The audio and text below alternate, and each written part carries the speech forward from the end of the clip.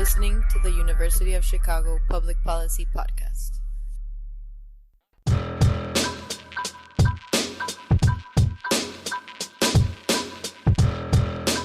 You're listening to Root of Conflict, a podcast about violent conflict around the world and the people, societies, and policy issues it affects. In this series, you'll hear from experts and practitioners who conduct research, implement programs, and use data analysis to address some of the most pressing challenges facing our world. Root of Conflict is produced by UC3P in collaboration with the Pearson Institute for the Study and Resolution of Global Conflicts, a research institute housed within the Harris School of Public Policy at the University of Chicago.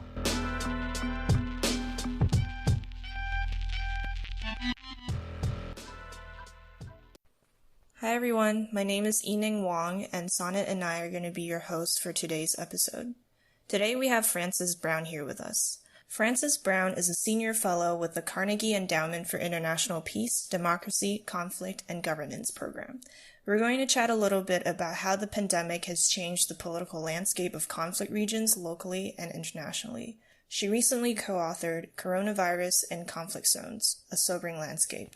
Frances, thank you so much for joining us today. The report that you co-authored was really interesting. I really enjoyed reading it. Coronavirus in Conflict Zones, A Sobering Landscape. Could you maybe give us a quick rundown of the methodology you used in the report, since we're a wonky data and conflict podcast, and some of the key findings? Yeah, absolutely. Thanks, Sonnet. And it's great to be here with you and Yining. Last month, my co-editor, Jarrett Blanc, and I, who's a colleague at Carnegie Endowment, and I released this report.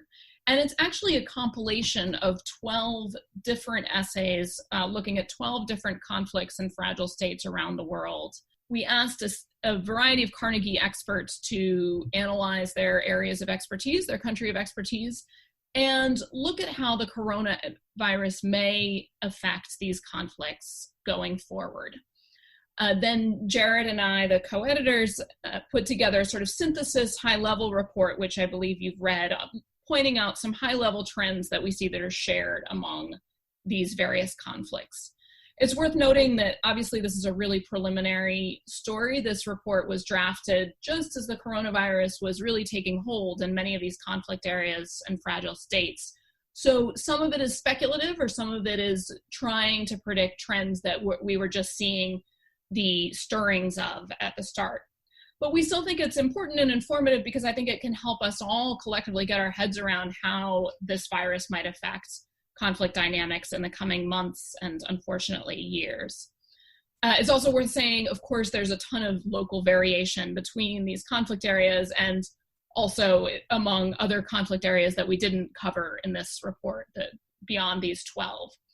I'm going to put you on the spot. Can you list the 12? And if not, and that's totally okay since you had a co-author, maybe the top 4 or 5 that you think about and worry about day to day. Absolutely. Yes. I think I can list the 12, although not necessarily in alphabetical order. So we profiled Afghanistan, the breakaway region of eastern Ukraine, Iran, Libya, Israel-Palestine, Iraq, North Korea, Somalia, Syria, Venezuela, and Yemen. I think that's, and Kashmir and sort of related India and Pakistan conflicts. I would imagine the pandemic to really complicate the layer of local variation too. But broadly speaking, how have we seen ways in which violence or economic or health harm have increased in these countries? Yeah, it's important to note that, unfortunately, for many of these countries that we look at, the pandemic is coming on top of what were already a couple crises underway. So in many places, we see the pandemic basically being on a collision course with pre-existing violence or conflict crises and pre-existing economic strain. And now, unfortunately, the pandemic is exacerbating those trends in really harmful ways. So a couple examples of this, we're definitely seeing these mutually reinforcing trends of conflict, health, and economics crisis in places that have a large number of conflict-displaced people or refugees. So countries like Afghanistan, Syria, Iraq, Somalia, these are areas that already obviously had a huge displaced population already had limitations on how they could work. Now, in many cases, they've been displaced yet again because of the virus. They fear the conflict, they fear violence in their areas, they fear working, and they're unable to work from the virus. So we're really seeing harms compound for some of the most vulnerable populations. In a separate vein, we're seeing this trend of compounding economic conflict and virus crises in countries that are heavily reliant on oil revenues.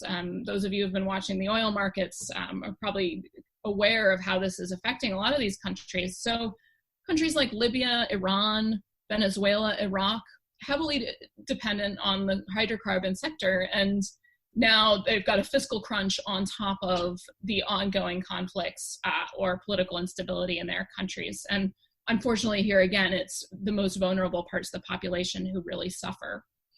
Another element of this is less in sort of conflict zones per se, but just across fragile states where informal urban employment is a big part of the economy. A lot of these jobs obviously can't be done remotely. So we're seeing really huge and scary projections of how many people might lose their work and their income because of the virus. In Africa, just a couple citations on this that are actually beyond the compilation, but that I've encountered more recently. In Africa, an estimated 250 million people work in informal urban employment alone, and obviously this can't be done remotely. So many millions of these could be pushed into poverty as a result. And then the final sort of element of this to add is that because of the migration restrictions that are occurring now as a part of the coronavirus, many countries now are seeing a decline in imports that are really important for food security. So one example of this is Afghanistan. It relies heavily on wheat from Kazakhstan. So as border trade has been halted as a result, and then it's now been put on a quota, that's had really damaging implications for food security. So in short, it's a pretty bleak picture when you put together the virus, conflict areas, and economic harms. Right, and a lot of these regions have government that don't have extremely high capacity, although I have heard some conversations about sort of redefining how we talk about state capacity in light of government responses.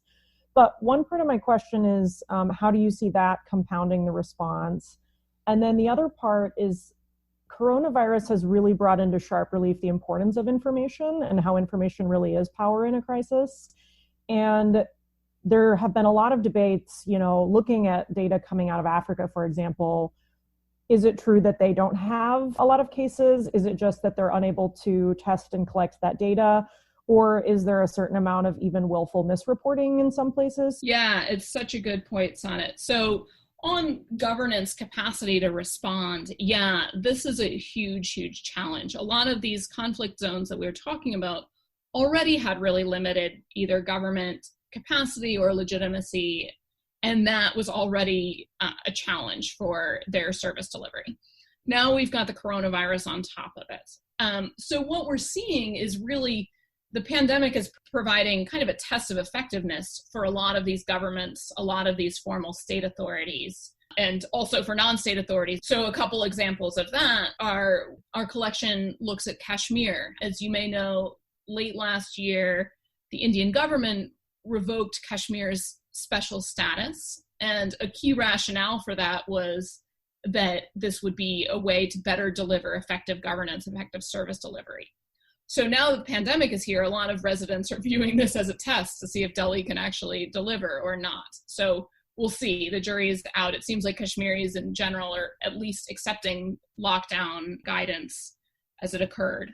Another example of this that our collection hits upon is the breakaway in eastern Ukraine. And our analyst there, Tom Duwall, speculated that if either Russia or Ukraine, who are sort of the so-called parent states who are disputing claims on this area, if either of them does provide an effective service delivery response, that'll win them support. So governance is a way to win popular support. And so I think the jury's still out on a lot of these areas. You're absolutely right that a lot of these areas have a disadvantage when it comes to service delivery because they are conflict areas where there were already fragmented governance arrangements, already there wasn't a clear monopoly of state authority. So a couple examples of this. In Libya, we talk about how there's essentially two competing administrations. There's the UN-recognized administration and government, but there's also a insurgent state of strongman Khalifa Haftar, who's been trying to exert his authority. So when you've got that kind of bifurcation, it obviously makes responding to the pandemic that much harder because you've got internal borders, you can't do service delivery across, all kinds of issues of information sharing. So that's a real challenge. We're seeing a similar dynamic in Afghanistan. There's the government of Afghanistan under Ashraf Ghani, and it's been going through its own political crisis with Abdullah after a disputed election. But then you've also got the Taliban, who controls large amounts of the population and of the territory. So here again, when you think about getting response out, monitoring coronavirus cases, it's a real challenge when you've got this fragmented governance. We won't really know the full scope of this challenge for probably months and years to come. One thing that's worth noting is that a lot of governments are recognizing that this pandemic is basically an opportunity to either demonstrate that they're effective or they will be viewed as ineffective. So as a result, unfortunately, we're seeing some government authorities use concealments or disinformation as a tactic to deal with the coronavirus. So unfortunately, this has huge implications for human suffering. When you think about it, you can hide a pandemic for a little time, but you can't negate its effects forever. And so as a result, as these authorities were insisting there was no virus, that obviously was much lost time in terms of actually putting together a response. So it's a really pernicious dynamic. So you talked about the real-time consequences of how governments handle specific information during the coronavirus. How do these strategies change how non-state actors respond to conflict? Yeah, this is another really interesting trend that our report brought out. What we're seeing across the world is that a lot of non-state actors, so terrorist groups, armed groups, militias, gangs, a lot of them are really seizing on the opportunities provided by the pandemic to instrumentalize them for their own objectives. So for many non-state actors, they've already had a pre-existing agenda, and it might be exerting control on a population, it might be expanding the territory they control, it might be for propaganda purposes. And now the pandemic has provided them a new way to pursue those objectives. So a few examples of that. One is the group ISIS, the global group ISIS. In mid-March, it published a newsletter that essentially was a call to arms for its fighters worldwide to carry out attacks while governments across the world are under stress from dealing with the pandemic. And while military counterterrorism efforts are often either on a back foot or redeployed to barracks or otherwise stretched thin. So as a result of that, we've seen an uptick in ISIS-affiliated attacks in places ranging from Niger to Egypt to Afghanistan to Mozambique. We're particularly seeing this trend in Iraq, where ISIS in Iraq is taking advantage of the fact that some of the international counterterrorism coalition has withdrawn, others have gone back to their bases. The Iraqi government is busy dealing with coronavirus. So ISIS has seemingly expanded its operations, which is obviously really concerning. Other examples of this, we're seeing this in Colombia, where there have been really troubling reports of armed groups and death squads taking advantage of the fact that the Colombian government is stretched thin, and they're murdering land rights activists with whom they've had a beef for a long time. Another kind of related trend to this is that we're seeing a lot of armed groups instrumentalize the crisis for propaganda purposes. So in Yemen, the Houthi movement has stated in their media that, quote, "It is better to die a martyr in heroic battles than dying at home from the coronavirus." So they're sort of using this as a recruitment push. Meanwhile, in Somalia, al-Shabaab has blamed the virus on crusader forces and kept up their previous pace of attacks. So for a lot of groups, it's really an opportunity to expand recruitment, expand their propaganda. The second sort of big point to make about what non-state actors are doing as a result of the pandemic has to do with service delivery and trying to get more legitimacy and more popular